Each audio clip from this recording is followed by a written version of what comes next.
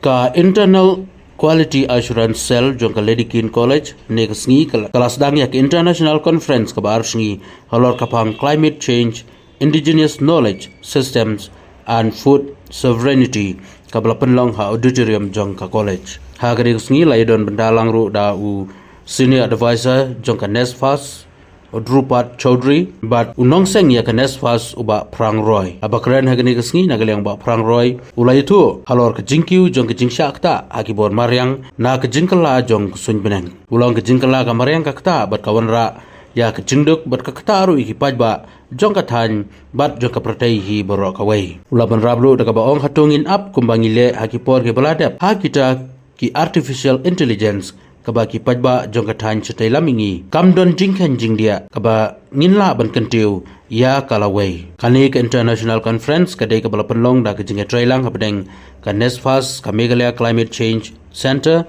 but ka Meghalaya Basin Development Authority. This is exactly what is happening with the changes in the atmosphere caused because of pollution, right? Now, when we talk about climate change, what we are really talking about is variability in climate or weather, which you see consistently for at least a decade. So you could have a year which is very cold or you don't have rainfall, but the next year you have your normal rainfall, right? That's not climate change. That's a weather variability for a year.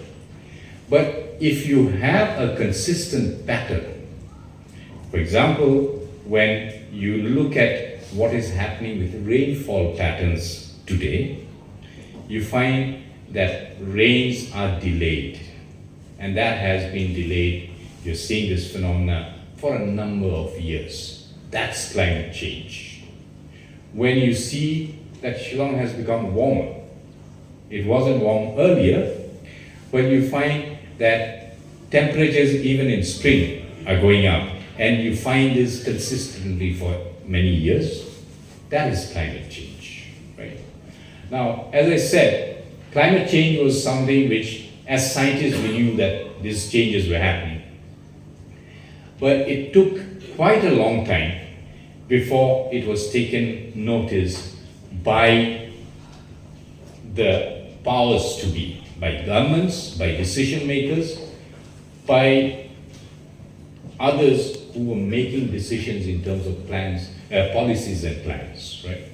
And it wasn't till, okay,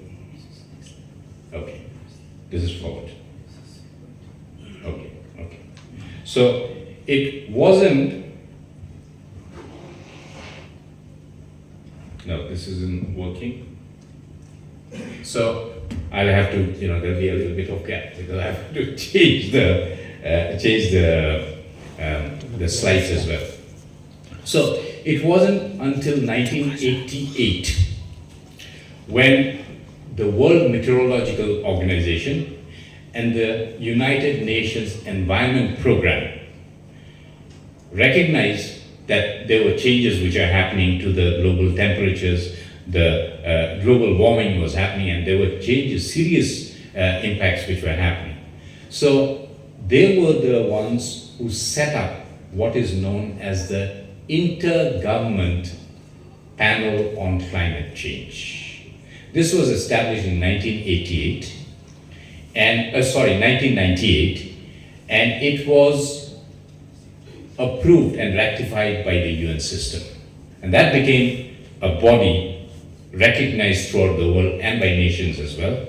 And the job of the IPCC was to inform governments about changes in the climate, in global climate, what was happening, what the possible impacts were, and what could happen in future, the ramifications, not just in terms of the environment, but in terms of social and economic aspects.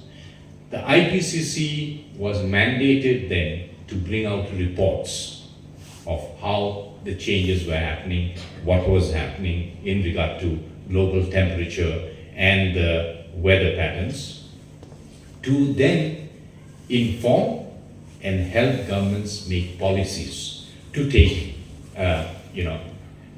steps which would help in overcoming or responding to climate change. Roads, particularly of Limencraft, were always filled with students coming from different parts of Northeast India, bringing in different cultural diversity. And we used to walk in the streets of Limencraft, trying to practice our rock and roll and jiving and cha-cha steps, eating chow and momo at 2 rupees a plate in a Chinese and Tibetan restaurants, and telling dirty jokes whenever we did that. They were, Mr. Rastanji, I remember, was the chief secretary at that time, and every morning he would go to inspect the beautiful flowers at Wards Lake and at Lady Keane Park. And Shillong was a place where there was so much of cultural diversity, there was so much of biodiversity in the city that it became one of the favorite habitats in the whole of India and in many parts of the world. That's different today. When you go through the traffic jams, you find this is not the Shillong, at least that I knew. But I, for one, have a strong belief that Meghalaya, and indeed Northeast India, can become beacons of hope for climate change, as Rupert had pointed out to us.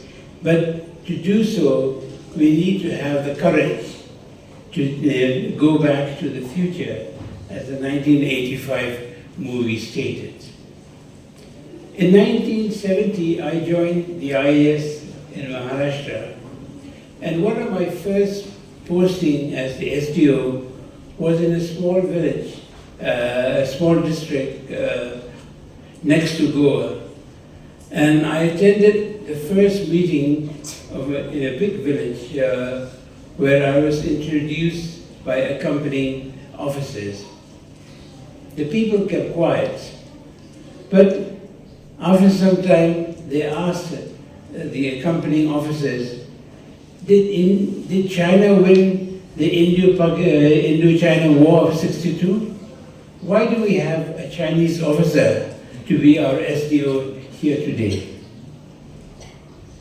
As people from the northeast of India, we are often mistaken and misrepresented because of our faith, because of our culture, because we look different from other places. In 1975, I was appointed DC of a district of about 30 lakhs people. The district at that time experienced the worst drought in living memory, and we had to organize food and seeds which people have not had. And we were able to bring about seeds, high-yielding seeds, fertilizers, percolation tanks, etc. And that action saved the lives of more than 7 lakhs people. And I was awarded to be the best organizer of the Green Revolution of that time. However, in 2007, an agriculture university did a research on the impacts of the Green Revolution in those areas. And they found that the soil fertility had depleted seriously. The groundwater levels were declining, and a shrinking area of cultivation in Bandara district meant that the actual production was only a marginal increase over a 10 to 15 years period. We sustainably survive and thrive with this impending climate upheaval. How will humanity thrive when climate-induced poverty, suffering, and injustice affect an unacceptable percentage of our own people and of the global population? Will we rely, as we did in the past, on silver bullets particularly on artificial intelligence, on which we who come from the Northeast have no data on which we can build our future with it? Or are we going to live in a world where biodiversity is very important? Where do these fit in our scheme of things? And I think as we study and as we have this workshop, these are questions that we need to ask. But more important, can we look and can we spot some unique lessons of resilience that we have never noticed in the past in our lives? Some of those options Drupal has highlighted in his presentation today. Looking at the ways in which, how do you draw the attention of the world, particularly policymakers and politicians, the UN was completely lost, because we know that some of the major instruments of climate change come from very powerful nations who will not be willing to change it until they face a real disaster. And it's against that the UN in 1921 organized the UN Food System Summit, where they wanted to bring everyone globally to come and discuss and realize that how can we introduce a more nature positive, a more nature-based food systems. I was part of that leadership team, and I saw in it an opportunity that here is a moment when we could push the idea of indigenous food systems are game changers, and that they can be a new way of looking at it. But when we discussed with the scientific committee of the UN for that purpose, they said, we agree that 80% of the biodiversity of the world, so important for climate resilience, is in indigenous territories, but where is your evidence? And as scientists, we look for evidence when we talk and share ideas.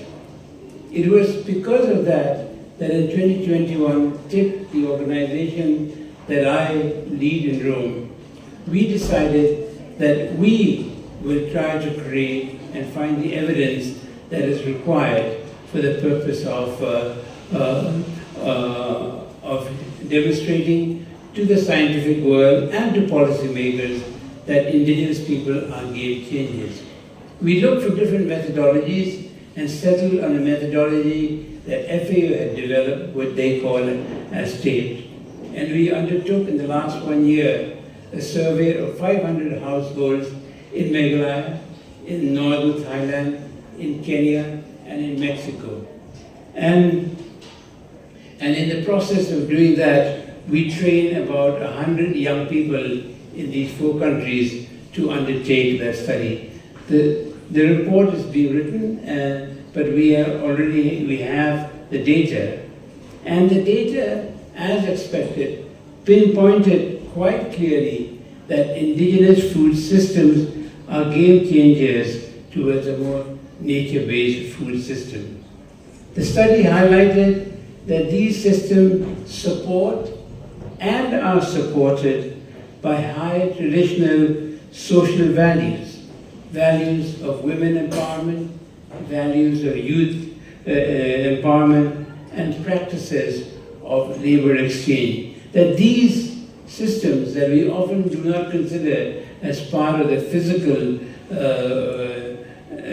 work that we do, these are actually the foundations of the food systems and the foundation of a climate resilient world.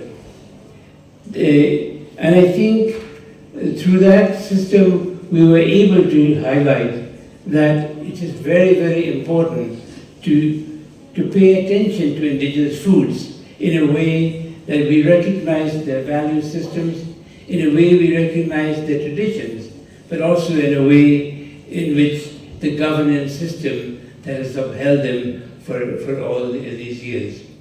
The study gave us an assessment of the performance not only on the economic, the environmental, but also the social dimensions of sustainability.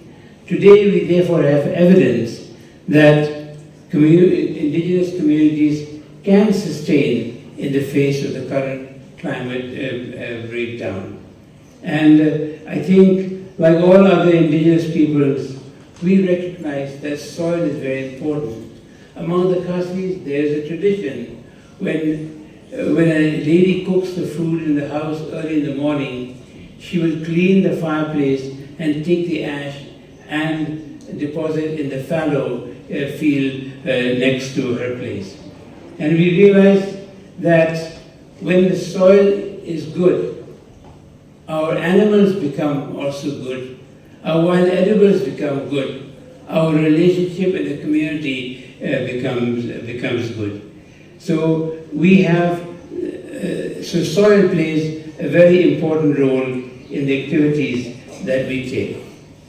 Therefore, the focus on caring and sharing and nurturing the role of women has a very important social protection, particularly at the time when we are facing the climate change. Indigenous youth need unique institutional support to broaden their own local ecological knowledge, to enhance their local and global leadership, and also to connect with disconnected indigenous and non-indigenous change makers. TIP, along with NESFAS, have been planning to encourage interested scientists, thinkers and students